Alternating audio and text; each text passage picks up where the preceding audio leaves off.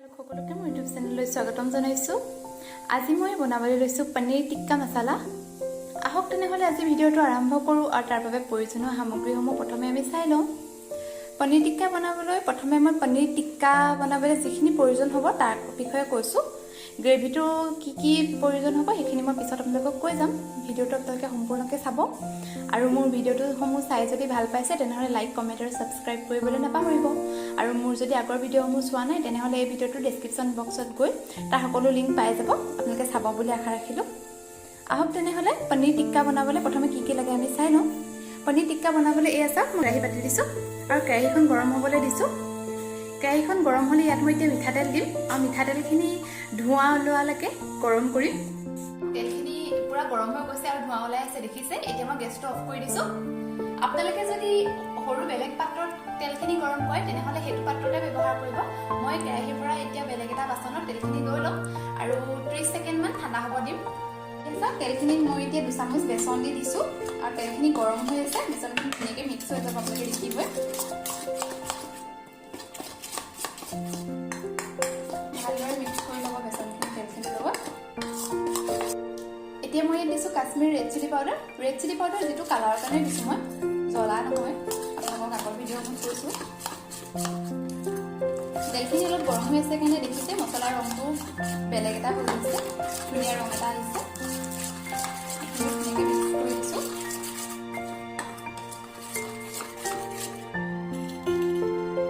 এতিয়া মই দিছোঁ ইয়াত গৰম মছলা এচামুচ। গৰম মছলাখিনি দিওঁ ভালদৰে লৰাই দিম।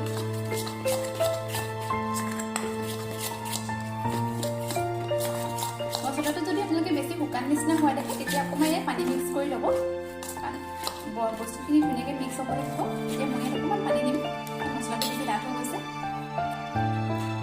এতিয়া ইয়াত দিছোঁ এচামুচ জিৰা পাউডাৰ আৰু দিম এচামুচ জালুকৰ গুড়ি। জালুকৰ গুড়ি দি ইয়াত দিম চাট মছলা। এতিয়া ইয়াত দিছোঁ চাট মছলা। চাট মছলা আপোনালোকে ডাঙৰ চামুচেৰে দিব এচামুচ। মই সৰু চামুচ লোৱাৰ কাৰণে এতিয়া ইয়াত মই 2 চামুচ দিম এখন চামুচেৰে। আপোনালোকে যদি ডাঙৰ চামুচ দি বনায় তেনেহ'লে এতিয়া মই ইয়াত দিম নিমখ। নিমখখিনি দি এতিয়া মই ইয়াত পানী অকণমান দি পেলাই ভালদৰে মছলাখিনি মিক্স কৰি ল'ম। নিমখ দি মই অকণমান পানী দি গোটেই মছলাখিনি ধুনীয়াকৈ মিক্স কৰি ল'লোঁ। এতিয়া মই ইয়াত দিছোঁ অকণমান কচুৰি মেথি। কচুৰি মেথি বেছি দিব নালাগে, অকণমান দিলে হ'ব। কচুৰি মেথিখিনি দিওঁ ভালদৰে মিক্স কৰি ল'লোঁ। এতিয়া ইয়াত মই দিম পনীৰ। পনীৰ কেইপিচ সাৱধানে দিব যাতে ভাগি নাযায়। এতিয়া ইয়াত দিছোঁ মই কেপচিকাম। কেপচিকামখিনি দেখিছে অলপ ডাঙৰ ডাঙৰকৈ কাটি লৈছোঁ আৰু পিঁয়াজবোৰ মই ডাঙৰ ডাঙৰকৈ লৈছোঁ। এতিয়া গোটেইখিনি ভালদৰে হাতেৰে মিক্স কৰিব, চামুচ দি কৰিলে পনীৰখিনি ভাগি যাব। চাওক গোটেই মছলাখিনি পনীৰ আৰু কেপচিকাম লগতে পিঁয়াজখিনিৰ লগত মিক্স কৰি ল'লোঁ। ইয়াত মই এতিয়া অকণমান আদা নহৰু পেষ্ট দিলোঁ। আদা নহৰু পেষ্টখিনি আপোনালোকে দিব আৰু এতিয়া মই ইয়াত অকণমান নেমু চেপি দিম। চাওক এতিয়া ইয়াত মই অকণমান নেমু চেপি দিছোঁ। যদি আপোনালোকে সৰু নেমুটো দিয়ে, মানে গোল নেমু নহয়, আৰু এটা যে নেমু পায় বজাৰত সেইটো কথা কৈছোঁ, তেতিয়া গোটেই নেমুটোৱে দিব। মই কাজি নেমু দিছোঁ, এফালতকৈ অকণমান কম দিছোঁ। নেমুখিনি দি ভালদৰে মিক্স কৰি এইখিনি 10 মিনিটৰ কাৰণে ৰাখিছিলোঁ বুলি কৈছিলোঁ যে এতিয়া 5 মিনিট হৈছে। 5 মিনিট ৰখাৰ পিছত ইয়াত মই অকণমান এতিয়া দৈ দি দিছোঁ। দৈ দি ভালদৰে মিক্স কৰি দিম। দৈ দি ভালদৰে মিক্স কৰি আৰু 5 মিনিটৰ কাৰণে ৰাখি থৈ দিম। আপোনালোকে এনেধৰণে দৈ দি দিব। দৈ আপোনালোকে প্ৰথমতেও দিব পাৰে যদি ইচ্ছা কৰে। মই প্ৰথমতে দৈখিনি দিয়া নাই, কাৰণ নেমু আৰু দৈটো একেলগে দিয়া নাছিলোঁ। প্ৰথমতে নেমুটো দি দিছিলোঁ, এতিয়া দৈ দিছোঁ। দৈখিনি দি এতিয়া ভালদৰে মিক্স কৰি ৰাখি থৈ দিম। বন্ধু বান্ধৱীসকল, পনীৰ টিক্কাখিনি মই 5 মিনিটৰ কাৰণে আকৌ থৈ দিছোঁ। এতিয়া আমি পনীৰ টিক্কা গ্ৰেভিটো ৰেডি। এই চাওক কেৰাহীখন গৰম হৈছে। এতিয়া মই ইয়াত দিছোঁ তেল। তেলখিনি ভালদৰে গৰম হ'বলৈ দিম। চাওক তেলখিনি পূৰা গৰম হৈ গৈছে। এতিয়া মই দিছোঁ পিঁয়াজখিনি সৰু সৰুকৈ কাটি লৈছোঁ। পিঁয়াজ মই মিডিয়াম চাইজত দুটা পিঁয়াজ ইউজ কৰিছোঁ, আপোনালোকেও 2টা দিব। যদি গ্ৰেভি ঠিকে বনাইছে তেনেহ'লে পিঁয়াজ বেছিকৈও দিব পাৰে। পিঁয়াজটো সৰহকৈ দিব।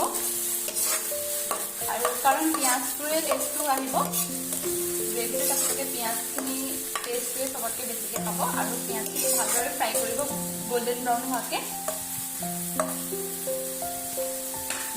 পিঁয়াজখিনি ইয়াত লগে লগে মই নিমখ দি দিছোঁ নিমখখিনি দিলোঁ ভালদৰে পিঁয়াজখিনি মই লৰাই দিম গেছটো মই মিডিয়ামত ৰাখিছোঁ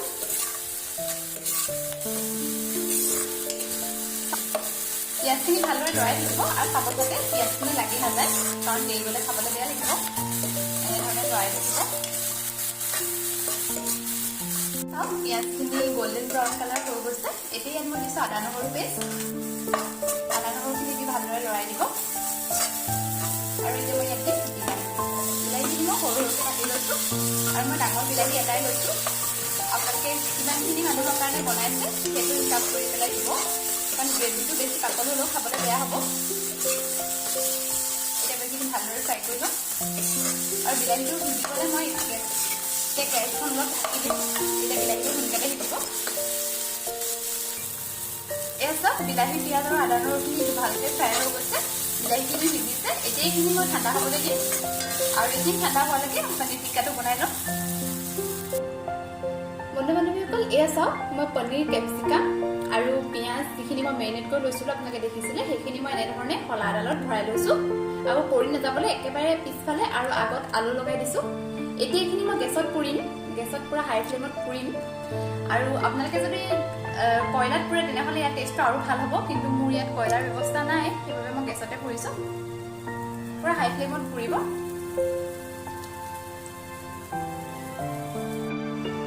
বন্ধু বান্ধৱীসকল এয়া চাওক মই মিক্সিত ভাজি লোৱা বিলাহী আদা নহৰু পেষ্ট আৰু পিঁয়াজখিনি দি দিছোঁ এতিয়া ভালদৰে এটা পেষ্ট বনাই ল'ম আপোনালোকে যদি বেছি শুকান থাকে তেনেহ'লে ইয়াত অকণমান পানী ব্যৱহাৰ কৰিব পাৰে মই অকণমান পানী দি দিছোঁ এতিয়া এইখিনি ভালদৰে পিচি ল'ম বন্ধু বান্ধৱীসকল এতিয়া আমি পনীৰ টিক্কা গ্ৰেভিটো বনাবলৈ লৈছোঁ এতিয়া চাওক কেৰাহীখন গৰম হৈছে এতিয়া ইয়াত মই দিছোঁ তেলখিনি গৰম হ'বলৈ দিম তেলখিনি অকণমান গৰম হওঁতে এতিয়া ইয়াত মই দিছোঁ এচামুচ হালধি আৰু এচামুচ কাশ্মীৰ ৰেড চিলি পাউডাৰ এইখিনি দি ভালদৰে লৰাই দিম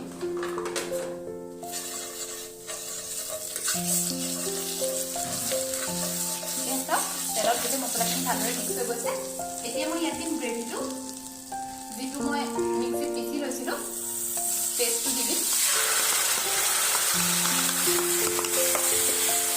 পেষ্টটো দি ভালদৰে লৰাই দিব পেষ্টটো মিক্সিত পিচি ল'লে চাওক গ্ৰেভিটো বৰ ধুনীয়া হয় ডাইৰেক্ট ভাজি দিলে ইমান ভাল নহ'ব এইখিনি ভালদৰে লৰাই দিব এতিয়া ইয়াত মই দুটা ইলাচি দিছোঁ ইলাচিকেইটা মই অকণমান খুন্দি দি দিছোঁ আপোনালোকে তেলতো ইলাচিকেইটা দিব পাৰে কিন্তু মই তেলত দিয়া নাই মই মছলাখিনি দিয়া দিছোঁ কাৰণ সেইখিনি বেছি গৰম হৈ ইলাচিকেইটা কেতিয়াবা জ্বলি যায়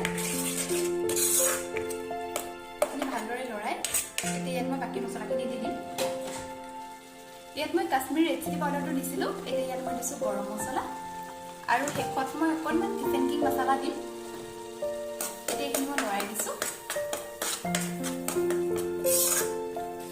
এয়া চাওক এতিয়া ইয়াত মই অকণমান কিচেন কিং মছলাটো দি দিছোঁ সেইটো দিও ভালদৰে লৰাই দিম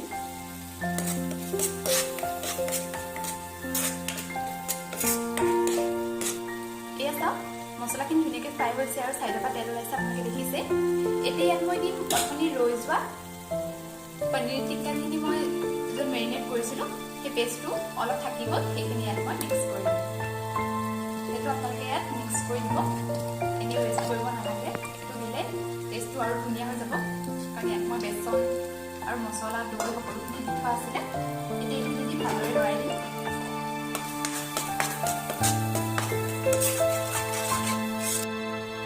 এতিয়া মছলাখিনি দিও ভালদৰে লৰাই দিব আৰু তেলটো ওলোৱালৈকে ফ্ৰাই কৰি থাকিব এয়া চাওক মছলাখিনি ধুনীয়াকৈ ফ্ৰাই হৈ গৈছে আৰু তেল ওলাই আহিছে এতিয়া ইয়াত মই দিম পানীৰ লগত ইয়াত মই দিছোঁ এচামুচ কৰ্ণফ্ল'ৰ মই অকণমান পানীত মিক্স কৰি লৈছোঁ দেখিছে খুব বেছি কৰ্ণফ্ল'ৰ দিব নালাগে এচামুচ দিলে যথেষ্ট এতিয়া ইয়াত মই দিম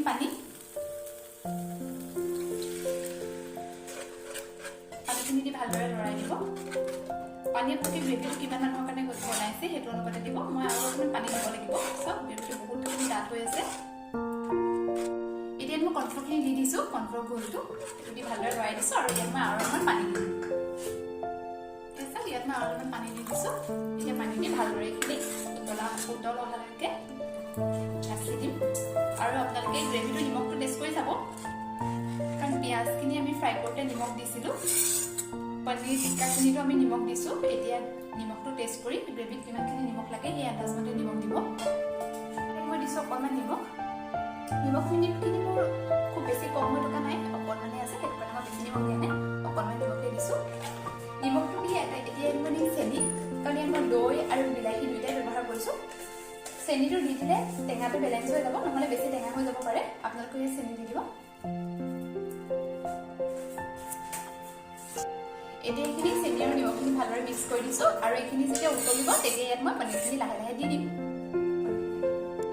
এয়া চাওক মই গেছত পুৰি লোৱা পনীৰখিনি আপোনালোকে যদি কয়লাত পুৰে তেতিয়া আৰু ধুনীয়া হ'ব গেছত পুৰোঁতে যথেষ্টখিনি ধুনীয়া হৈছে দেখিছে আপোনালোকে পনীৰ টিক্কা যিটো আমি ৰেষ্টুৰেণ্টত খাওঁ তেনেকুৱা ষ্টাইলৰ হৈছে অলপ অলপ এনেকৈ পুৰিছে আৰু গোন্ধটো বহুত ধুনীয়া আহিছে এটা স্মোকি ফ্লেভাৰৰ গোন্ধ আহিছে আপোনালোকে কয়লাত পুৰিলে আৰু ভাল পাব এয়া চাওক গ্ৰেভিটো উতলিছে এতিয়া ইয়াত মই লাহে লাহে পনীৰখিনি দি দিছোঁ পনীৰ টিক্কাখিনি দি দিব